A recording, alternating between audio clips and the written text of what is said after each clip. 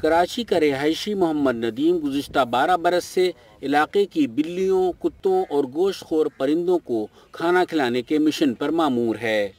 बांग्लादेश से रोज़गार की तलाश में आने वाले मोहम्मद नदीम बताते हैं कि वो जिस घर में बतौर खानसामा मुलाजिम थे, वहाँ बिल्ली ने बच्चे दिए जो भूखे प्यासे बारिश में भीग रहे थे।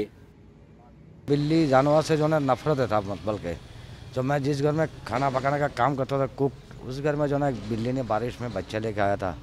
तो आने के बाद जो है ना, फिर वो मैंने उसको डंडा से मार रहा था, तो बच्चे ने बोले इनको क्यों मार रहा है यार, बेचारा कहाँ जाएगा।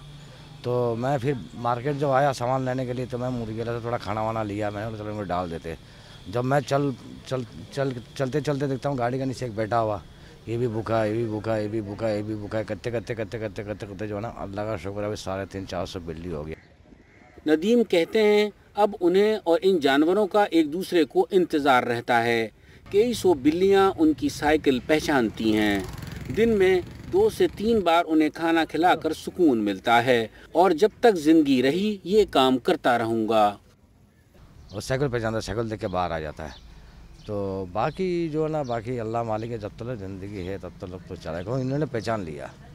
जब शाम को जो बाप दफ्तर जाता है तो बच्चा जब गेट में घंटे मारता है, बच्चा कैसे गेट पे खड़ा होता है, चलो अब्बू ने कुछ ना कुछ लाया, तो इन्होंने मेरे को पहचान चुका। अब मैं जान छुड़ा नहीं सकता।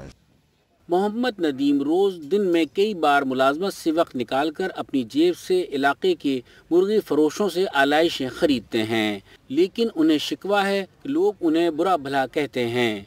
मगर वो यकसू हैं, कोई कुछ भी कहे, जब तक जिंदगी बाकी है वो ये काम करते रहेंगे। रफ़त सईद, DW उर्दू, कराची।